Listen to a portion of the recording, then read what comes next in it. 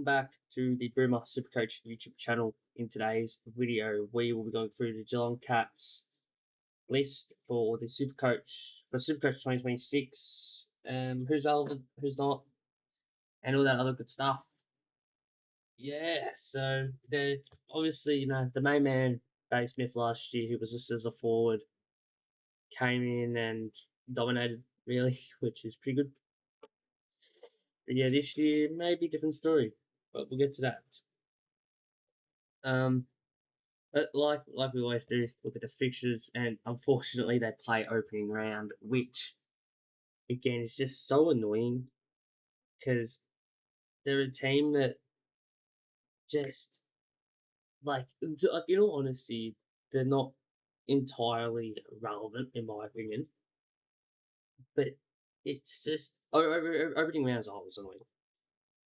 Yeah, we'll just go through it. So they've got the round one clash versus Freo at Geelong. Got the round 2 bye. They host Adelaide round 3. Play Hawthorn away round 4. Play West Coast at home round 5, and they host the Bulldogs round 6. So if you're willing to pick a Geelong premium, not terrible for captaincy. You could maybe VC against Freo, VC against Adelaide. Would have to captain versus Hawthorn, captain versus West Coast, and VC versus Bulldogs. Not much really talk about here. We just know that they've got that dreaded round 2 bye, and now early what's it called? Early bye. Looking back at last season, the highest averaging players. So no surprise it was Bailey Smith at 118, which is crazy. Max Holmes at 110.9 or 111. Tom Atkins at 98, Brian Myers at 94, Tom Stewart at 92.6. Surprised to see Myers so high, but it's also the way he goes about it, I'm not that surprised. Pardon me. And yeah, obviously Bailey Smith, Holmes, you're not surprised at those two 110 guys. Really, Tom Atkins, 98, pretty solid.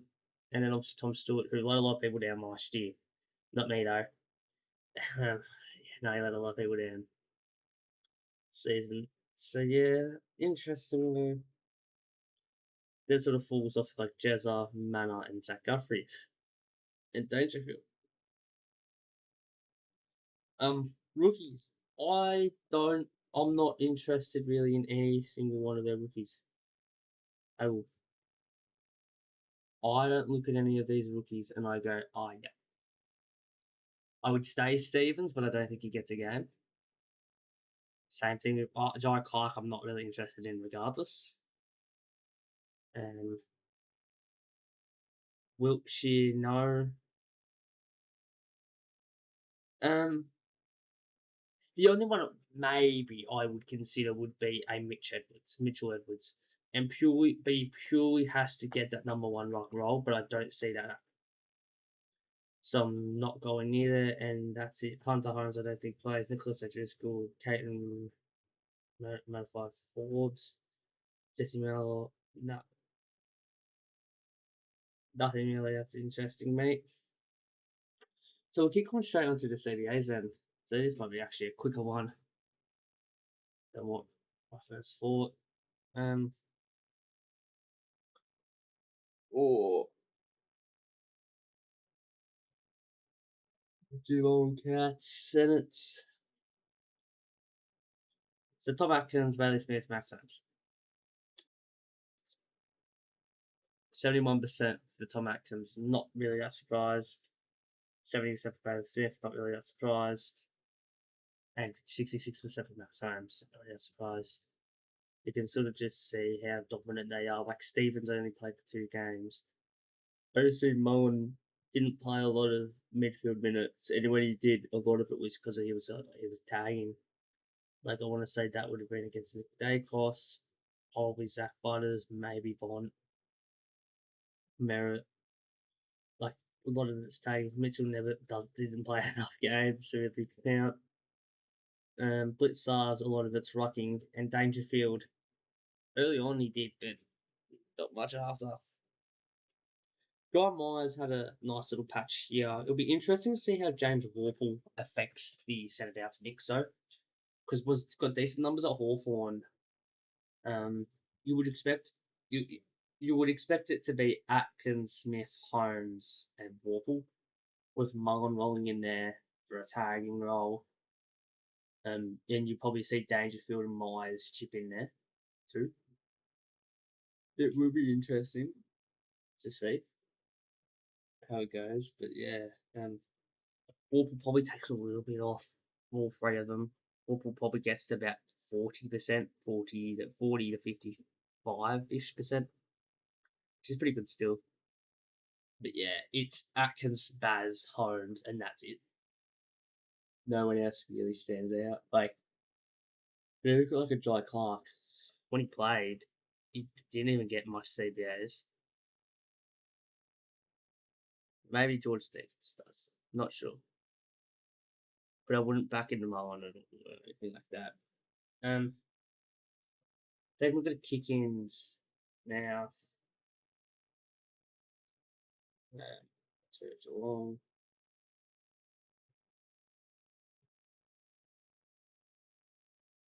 And it was Lawson Humphries, Tom Stewart, and Zach Guthrie. Fair amount of Max Holmes though. Like Holmes had that little patch there where he's getting a few. Back end of the year, got a few too. But as we can see, like Lawson Humphries is that number one guy. And, when without Tom Stewart, there's a bit of a bump here for Holmes and Duncan when he came in. But when Duncan came out, it was just holding Stewart. Don't expect anything to really impact this, to be honest. Um,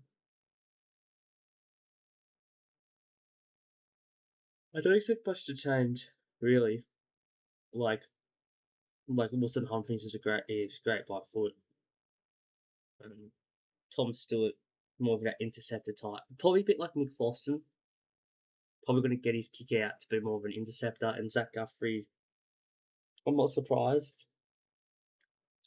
It'd be nice to see an increase for Holmes next year, like get him like 40 and drop others a little bit. And then all of a sudden, you've got that, which would be pretty cool. And maybe more of an option for Holmes. Something obviously will monitor pre-season, but it looks like Holmes is going to be from 5 anyway. Um, Zach Guthrie, um, up here with Lawson or Tom Stewart, like that's probably the other thing I saw, but that's really it. Like, yeah, I was the only one who took kickouts against St Kilda. I don't really know why, but then he has 0-0, so he started off pretty well. It's it's that back end with Zach Guthrie when Tom Stewart really came in and took a lot of them. So it looks like they want us to actually get it to Stewart. Looking at it, Stewart or Lawson. And then lots of players to watch because we didn't really talk about rookies. So Max Holmes is my first player. I'm not that interested in Bailey Smith this year. I think that he is a great player, but I don't think he can surpass really much more than a 120. I'd be very surprised if he surpasses 125. Very. That's why I want Max Holmes. And with Holmes, it's this type of stuff you've got to look at and you go, holy bro, 125 average across 6 games. Teams are going to look to target Baz. Um, as well, like teams will tag Baz over Max Holmes, and they can look at like some of their scores: 147, 134. So many scores above that 130 mark. Like, this guy can score 130 on any given game, regardless of who it's against. because he's good by foot, will get touches. Like, will be a really, really good pick, I think. Like, the issue is that he popped off this year. And obviously one of that, like, ballistic, so, like, we go second half of the year for him. Well, that's really from here onwards, so it's not, like, even like this middle part where it's just like a 125 average. Like, start off strong. You get tagged here and got held to 72 and 69. No, whoa. 72 and 91. So, can get tagged. Don't think he would usually, though, get tagged, if I'm being honest. We'll see. But yeah, I expect a slight dip in CBAs with Wobble. But still, this man is like so many, like, what is it? It's 12 130 with 12 120 scores and 1700 plus scores. Games where he's not scoring 100, 52% efficiency, 66, 71 there, only had the 15 touches. Like, a lot of his scores are coming from poor disposal efficiency games. 45% here and still scored an 80. Like, he fixes that up. He's like he could be 120, which would be great. What is his price at, actually? At 600k, so you're sort of buying him like as a pure mid. He's not even mid defender. So you're buying him as a top. Is he going to be a top 8 mid? Probably behind Butters Dacos, guaranteed. Probably Huma Kugic. Could be. We'll see. And next one's Graham Myers. Pretty simply put, if he has that role similar to Dylan Moore, where floats at half forward and just sort of gets involved. Good ball use, very, very consistent. Like, post by, that's 112 average. We include these games here, including finals 105. And like, look at goes to CBAs too. 90, it's a 98 average, 99 average. Like, he's got like this weirdly high ceiling, and that's against Richmond. That's against Jelly Wesso, a good team. But with his role, he has these type of games. 51, 67, 53. You're not looking for that for a primo forward. 76, like, it's 70. You're not looking 68. That can be good actually. So, but he has that type of role. Definitely one where if you want him, grab him. Because I think he'll always be a pod-ish. Because looking at their fixture, Geelong usually have a pretty light run by, which is around 16. And double ups are also Adelaide, Gold Coast, Brisbane, Collingwood, North Melbourne, Fremantle as well. So what post by, they go St Kilda, Melbourne, Collingwood, Essendon, North Melbourne, Richmond. Yeah, again, you're probably looking to target a couple players like Holmes and Myers without run. That's not terrible. Another one that's hurt a lot of people is Tom Stewart. It's not overly his fault. It's Chris Scott, which is sub rule and laid out. But yeah, we saw like gets a fair amount of kickouts, and like, prior to injury, 110 average. in the last 5 games. Like he scores well. And you look at this little role that he had back end of 2024, 110 average, where he would get CBAs and then just got float behind the ball. And yet against North Melbourne, he absolutely dominated. But again, you got an injury game here, an injury game here, an injury here, injury here. Like the issue is, I think, is he's sort of susceptible to like a really low scoring game like these. There's no real reason why as well. Good talk, good talk. Would be because they smashed them actually looking at it. So there's that.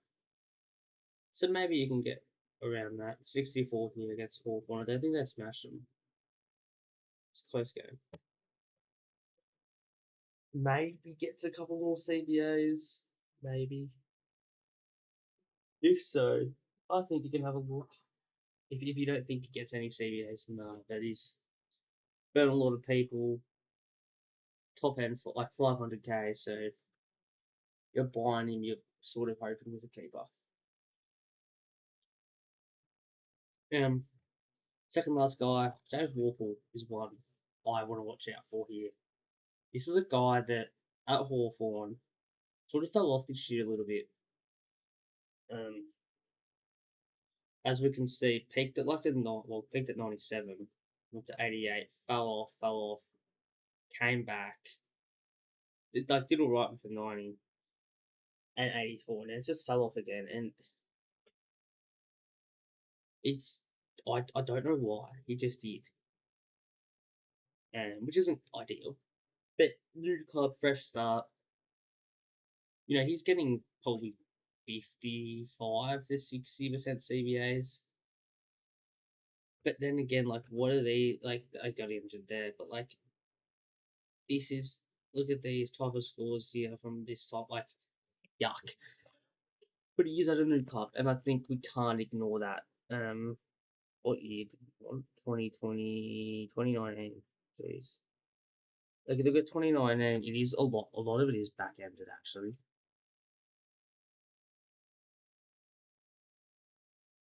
We're at 123 in the last six of the six. Well, 123 in the last sort of six-ish games. 115 in the last seven. Like, he's not one for me, but I've seen him in a couple of teams, and I think he is worth talking about that because I think he is someone that maybe could maybe put some value. And speaking of cheap ruck, but not cheap enough to be a rookie, is Toby Conway. This man is at, what is he, 300k. If he is the number one ruck for this Geelong side, I like this pick. Played VFL football and actually did really well in VFL this year. Or sorry, this year. So he didn't play all right actually. Now we had an injury, I believe. But look at these games where he's not getting affected by the sub or anything. And these ruck contest numbers are looking like his number one ruck. That's an 80.5 average. So much more what he's priced at about that's like 70 mark, roughly. Bit higher maybe. Or would I be a bit lower? It'd be lower than 70, it'd be like 60. Like, I think I actually don't know. Yes. I really like Toby Conway in this. Gets number one ruck role, scores alright. And and whether you think, oh, they're difficult matchups, like Luke Jackson, Sean Darcy's not easy to score against. Riley O'Brien and Meek aren't. West Coast is. Tim English sort of is. Jordan Sweet is. Sherry's not, right? But all he's got to do is just make value, and that's what he does. He bleeds value, which is why I like the pick. Yeah, that's about it, really. So Conway for someone rush. Okay. That's it for Geelong. Maybe I think a bit of a shorter one, but yeah, there's not a whole lot of relevance rookie wise. And even then, a lot of the premiums you're not sort of going for, like in Holmes and Baz. And the likes of Stewart and Myers is probably better options for cheap or even slightly more expensive. So not an overly relevant team. But yeah, if you guys did end up enjoying that video, like and subscribe. And we'll see you guys in the next one where I believe we've got the Gold Coast Suns, which will be interesting. Yeah, thank you guys for watching and I'll catch you soon. Bye bye.